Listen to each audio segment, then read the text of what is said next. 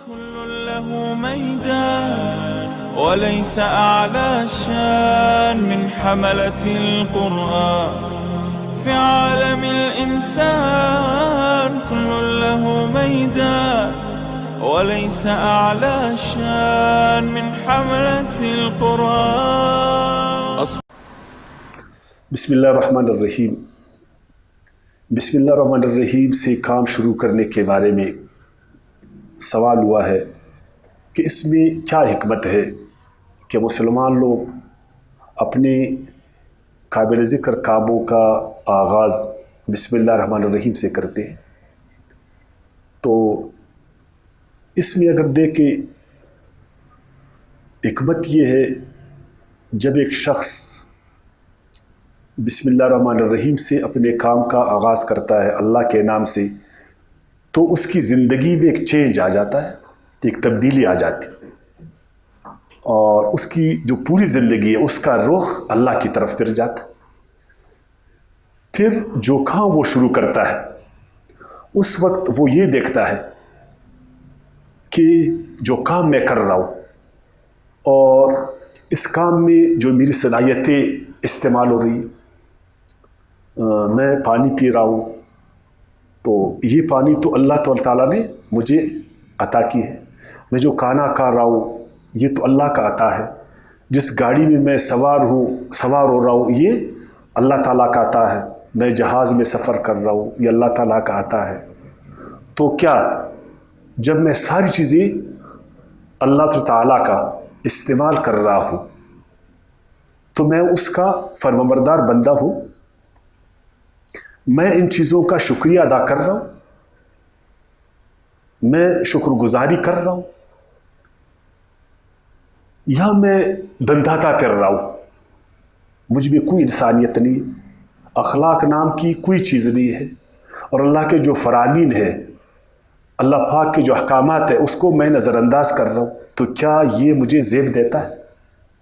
سب چیزیں کھا رہا ہوں خدا اللہ تعالیٰ کا، پی رہا ہوں اللہ تعالیٰ کا، سواری کر رہا ہوں اللہ تعالیٰ کی عطا کردہ چیزوں کی، مگر میں اللہ کا کیوں نافرمانی کروں؟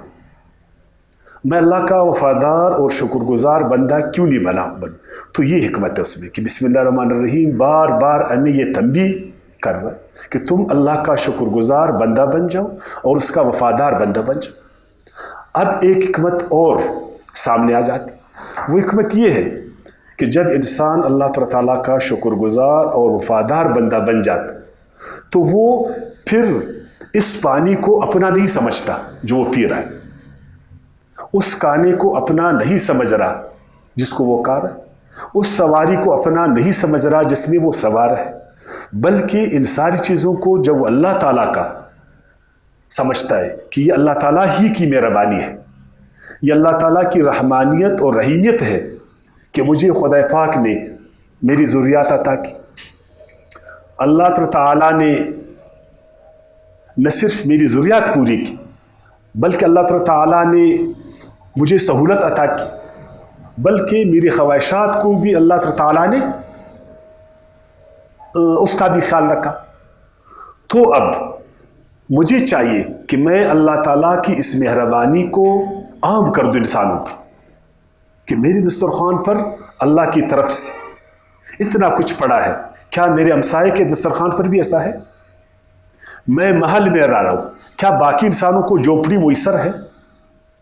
میں کروڑوں روپے کی سواری میں سوار ہوں، کیا انسانوں کے پاؤں میں جوتے ہیں؟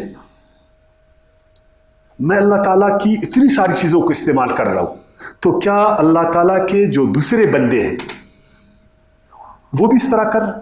تو مجھے چاہیے کہ جس طرح اللہ نے اپنی مہربانی مجھ پر عام کی، میں بھی اللہ کی اس مہربانی کو دنیا کے انسانوں میں عام کر دوں، تاکہ خلق خدا بھی اللہ تعالیٰ کی رحمانیت اور رحیمیت سے محروم نہیں ہو. اسی لیے تو اللہ تعالیٰ نے انبیاء کرام کے بارے میں اور خصوصاً آخری نبی حضرت محمد صلی اللہ علیہ وسلم کے بارے میں فرمایا کہ تو رحمت العالمین ہے. جو رحمت اللہ نے آپ پر کی قرآن کی شکل میں، قرآن تو اللہ تعالیٰ کی بہت بڑی رحمت، آپ رحمت العالمین ہے، اس رحمت کو آپ نے دنیا کے کونے کونے تک عام کرنا ہے. جس طرح اللہ نے آپ کو رسالت عطا فرما دی، آپ نے جو خدا کی وحی ہے اس کو آپ نے عام کرنا ہے. تو انبیاء کرام پھر اللہ کے شکر گزار اور وفادار بندے ہیں نا, تو وہ پھر اللہ تعالیٰ کی رحمت کو اپنے تھے ہی نہیں رکھتے, پھر اس کو عام کرتے. پھر ان کو خلق خدا کا بڑا خیال ہوتا, اللہ کی رحمتوں کو عام کرنے میں انتہائی سرگرم ہوتے ہیں وہ. تو آپ صلی اللہ علیہ وسلم جب رحمت العالمین ہے تو وہی چاہتا ہے کہ اللہ کی رحمت تمام عالم میں عام ہو جائے, تمام انسانوں کو, بلکہ حیوانوں کو پہنچ جائے. ایک حیوان بھی اگر ایک چیونٹی بھی اللہ کی رحمت سے محروم ہے تو ہمارا پھر کام ہے ایک شکر گزار بندے کا, ایک وفادار بندے کا, کہ ہم اس کو بھی محروم نہیں رکھیں.